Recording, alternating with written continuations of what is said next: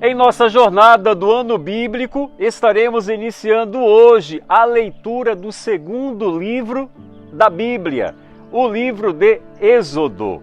Estarei resumindo a leitura de Êxodo, capítulos 1, 2 e 3, e também estarei clamando a Deus para que Ele abra sua mente e o seu entendimento para que você possa entender e compreender as Escrituras Sagradas. 400 anos haviam se passado desde que José trouxera sua família para morar no Egito. Esses descendentes de Abraão haviam crescido e se tornado uma forte população de aproximadamente 2 milhões de pessoas. Para o novo faraó do Egito, os hebreus eram apenas estrangeiros e seu número era muito assustador. O faraó então decidiu tornar os hebreus em escravos para que não preocupasse seu equilíbrio de poder. A escravidão era um costume antigo usado praticamente por todas as nações para empregar povos conquistados e outros cativos. As grandes pirâmides do Egito foram construídas com trabalho escravo. Embora Israel fosse uma nação não conquistada, os israelitas eram estrangeiros, mas não tinham os mesmos direitos dos egípcios nativos. Faraó os oprimia cruelmente e o povo orava a Deus pedindo libertação. Quando somos oprimidos ou maltratados, podemos nos sentir derrotados, mas a nossa opressão pode nos fortalecer e ainda desenvolver em nós qualidades que nos prepararão para o futuro. Não podemos ser vencedores sem problemas a vencer. Como ficou comprovado posteriormente, tornar os israelitas escravos com certeza foi o maior erro de Faraó, porque o Deus de Israel veio em socorro dos seus filhos e filhas. O peso da escravidão e a ameaça de morte para seus filhos acabaram sendo demais para que os hebreus pudessem suportar. Êxodo capítulo 1, verso 16. Eles então clamaram a Deus pedindo para que fossem resgatados. E Deus então escolheu Moisés para realizar essa tarefa.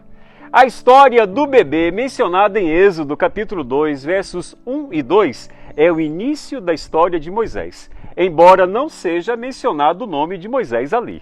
Sua mãe se chamava Joquebede e seu pai Arão. Joquebede e Arão já tinham 2 filhos, Arão e Miriam. Para salvar a vida do filho que tinha acabado de nascer do decreto de morte de Faraó, Joquebede preparou um cesto feito com juncos e impermeabilizou com betume e escondeu o cesto junto ao rio Nilo. Uma princesa egípcia tirou o cesto de junco de dentro do rio. Êxodo 2, verso 5. Quem era essa princesa? Alguns teólogos pensam que foi Hatshepsut, esposa de Faraó Tutmés II. A princesa não podia ter filhos, assim Tutmés teve um filho com outra mulher e esse filho se tornou herdeiro do trono. Hatshepsut teria considerado que o bebê encontrado no rio seria um presente dos deuses, já que o Nilo era adorado como se fosse um deus pelos egípcios. O nome Moisés literalmente significa tirado das águas. Quando Miriam, a irmã do bebê, viu que a filha de Faraó havia encontrado o cesto, rapidamente tomou a iniciativa de sugerir uma ama, a própria mãe de Moisés, para que pudesse cuidar do bebê. Oportunidades especiais podem surgir inesperadamente em nosso caminho.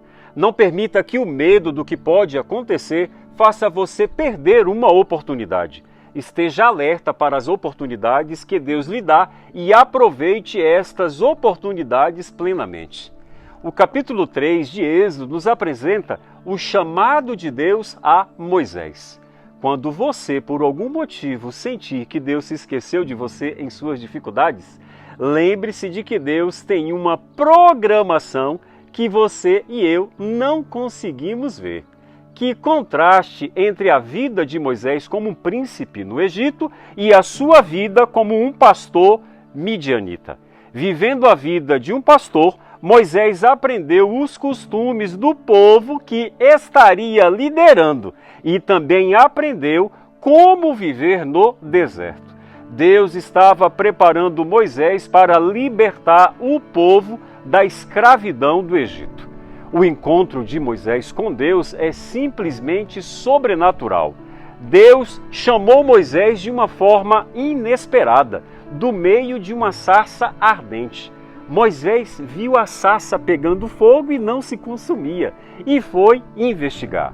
Quando Moisés ouviu a voz de Deus, tirou as sandálias dos seus pés e cobriu o rosto.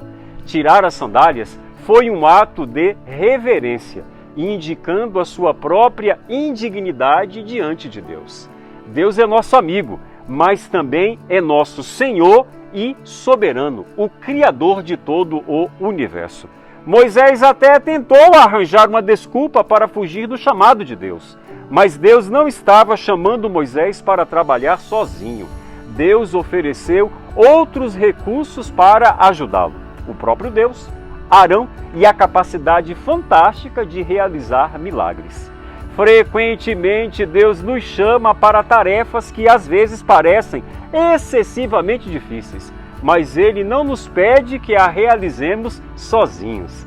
Deus nos oferece seus recursos da mesma maneira como ofereceu a Moisés. Não devemos nos esconder atrás das nossas inadequações, como fez Moisés, mas olhar além de nós mesmos para os grandes recursos disponíveis que Deus coloca à nossa disposição. Então, poderemos permitir que Deus nos use, assim como usou Moisés, com nossas contribuições singulares e exclusivas. Que assim como Moisés foi um instrumento poderoso nas mãos de Deus para libertar o povo hebreu do cativeiro egípcio, que eu e você sejamos instrumentos de libertação para libertar a todos aqueles a quem nós amamos do cativeiro do pecado. Que Deus te abençoe!